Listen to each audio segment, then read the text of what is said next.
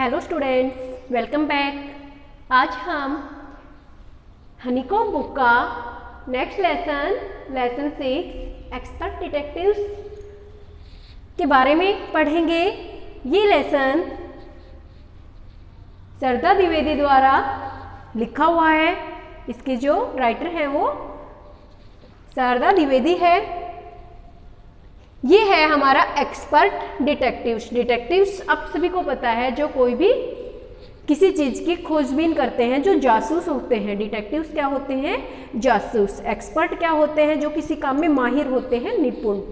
तो ये हमारा जो चैप्टर है इसका नाम क्या हो गया? निपुण जासूस।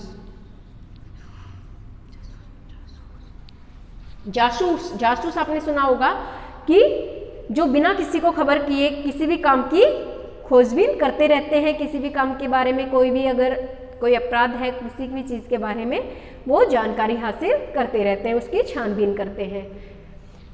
तो ये हमारा लेसन है एक्सपर्ट डिटेक्टिव्स, जिसमें ये हमारे कुछ मेन कैरेक्टर्स दिए हुए हैं।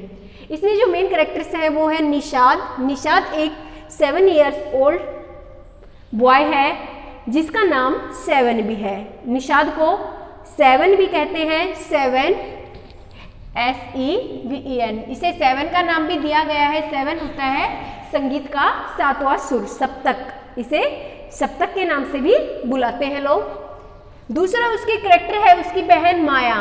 ये 10 इयर्स ओल्ड है, निषाद की बहन है।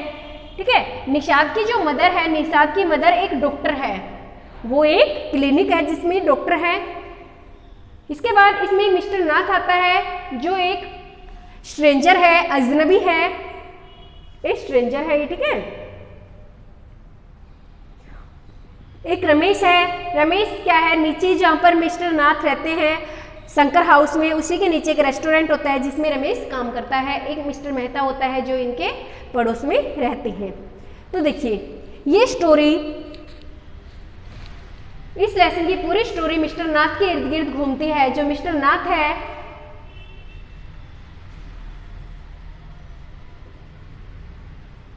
इसे माया क्या है?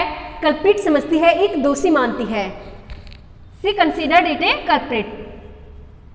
वो इसको एक दोषी मानती है। उसे लगता है कि जो मिस्टर नाथ है वो या तो जेल से भागा हुआ है या उसने कोई चोरी या लूटपाट की है। वो उसको एक अपराधी समझती है। बट जो निषाद है वो इस बात पर विश्वास नहीं करता कि मिस्टर नाथ एक अपराधी हो सकता है। तो धीरे धीरे माया क्या करती है कि मिस्टर नाथ के खिलाफ वो कुछ सबूत जुटाने लग जाती है कि मैं साबित करके दिखाऊंगी कि मिस्टर नाथ एक अपराधी है। अब जब स्टोरी शुरू होती है तो देखिए निषाद और माया अपने घर में होते हैं, वो दोनों खेल रहे होते हैं। तो अचानक से उनका जो एक कंचा होता है वो मिस्टर नाथ के रूम में चला जाता है और वो उसे लेने के लिए मिस्टर नाथ के रूम में जाते हैं। तो मिस्टर नाथ गेट खोलता है और उन्हें कंचा वापस कर देता है। दोनों वापस आते हैं। माया देखती है कि जो मिस्टर नाथ का चेहरा है वो पूरा ऐसे चाकू की तरह से काटा हुआ है। माया निषाद से कहती है कि क्या तुम्हें नहीं लगता मिस्टर नाथ एक अपराधी है?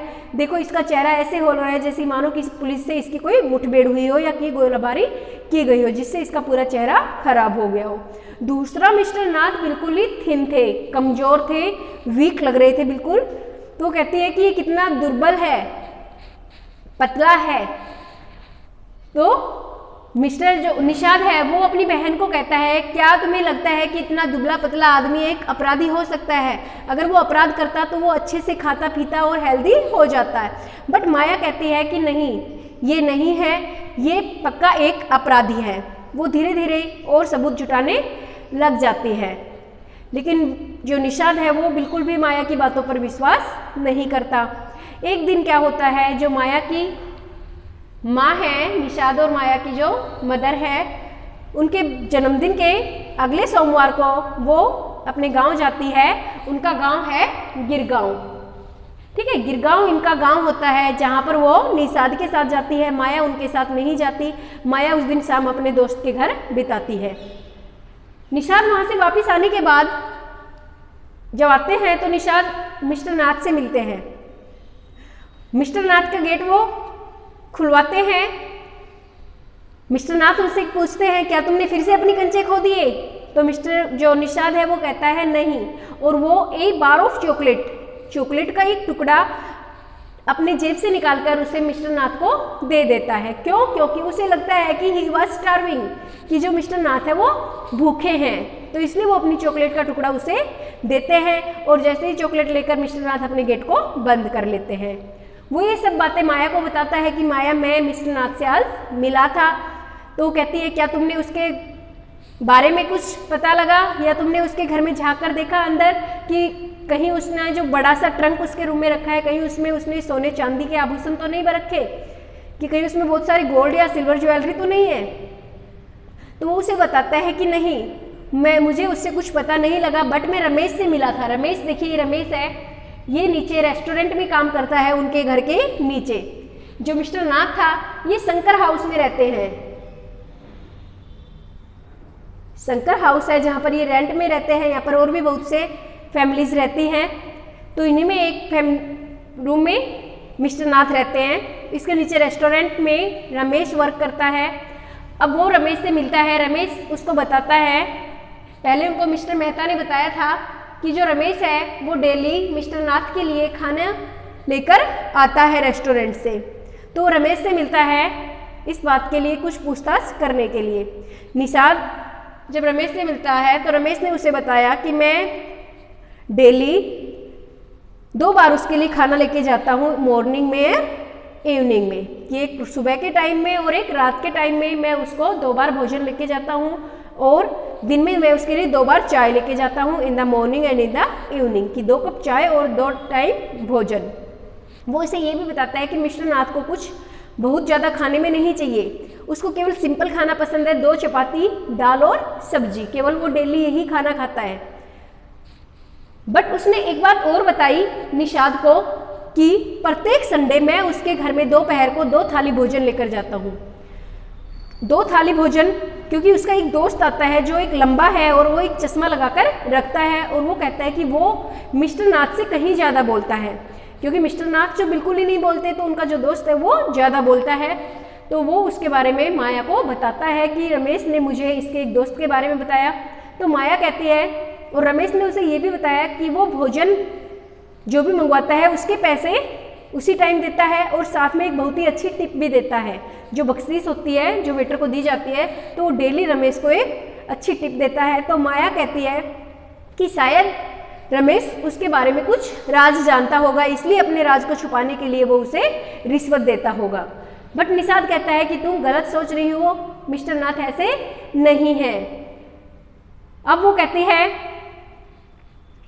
कि एक दिन क्या होता है, शाम के टाइम निषाद और माया अपने रूम में होते हैं। निषाद अपने बेड पर सोकर जो कार्टून की बुक्स, कॉमिक्स वगैरह होती हैं वो पढ़ रहा है, चुटकुले वगैरह की जो बुक्स होती है। माया एक पेपर लेकर उसके ऊपर मिस्टर जो नाथ है उनके बारे में पॉइंट नोट कर रही है, कुछ जानकारी छानबीन उसके बारे में जो जो बातें उसे पता लगी उन्हें नोट कर रही है। कुछ देर के बाद वो निषाद से कहती है कि निषाद देखो, मैंने कुछ बातें उसके बारे में नोट की है कि एक तो जो मिस्टर नाथ हैं वो बहुत ही दुबले पतले से है, किसी से वो बोलते नहीं है। दूसरा, वो खाना कभी भी बाहर जाकर नहीं खाते, खाना डेली उसके रूम पर आता है, वो अपने कमरे से बाहर नहीं निकलते। उसने कोई भी दोस्त अभी नहीं बनाए हैं, क्योंकि 1 साल से ज़्यादा वो शंकर हाउस में रह रहा है, रहते हुए उसको हो गया है, लेकिन उसका कोई भी दोस्त नहीं है। और वो बहुत सी बातें बताती है निषाद को, लेकिन निषाद कहता है तुम पागल हो, मिस्टर नाथ एक अपराधी नहीं है। वो कहती है कि वो एक अपराधी है तभी लोग उससे दोस्ती नहीं करते। तो निषाद कहता है कि ऐसा गलत है, उसे दोस्ती पसंद नहीं होगी, इसलिए उसने दोस्ती नहीं की होगी। वो कहता है माया तुम मिस्टर नाथ के बारे में गलत सोच रही हो, ऐसा सोचना बंद करो, वो कोई भी क्रिमिनल नहीं है, ना ही वो कोई अपराधी है। तुम्हारी जो सोच है उसको बदलो, वो एक आम इंसान है, जैसा कि हमारी जो उनकी मदर है, उनकी माँ ने उन्हें बताया कि वो एक जो उसके चेहरे वगैरह पे जो उसकी बॉडी पे निशान है वो जलने के निशान है। तो माया कहती है कि शायद पुलिस उसे पकड़ने के लिए घर में आग लगा दी होगी पुलिस ने, इसलिए वो जल गया होगा। तो हर बात को उसके विपरीत लेके जाती है। निषाद इस बात से गुस्सा हो जाता है और वहाँ से रूम से उठकर चला जाता है। तो इसी के साथ उनकी जो स्टोरी है वो खत्म होती है इस लेसन की, कि जो निषाद और माया थे दोनों एक्सपर्ट डिटेक्टिव्स थे, वो मिस्टर नाथ के बारे में कुछ जासूसी कर रहे थे, लेकिन माया जो है वो अपने जासूसी में कामयाब नहीं हो पाती है, क्योंकि निषाद ऐसा नहीं मानता कि मिस्टर नाथ एक कल्प्रिट है, वो एक अपराधी है। तो आप इस लेसन को पढ़िए, इसकी स्टोरी के बारे में समझिए।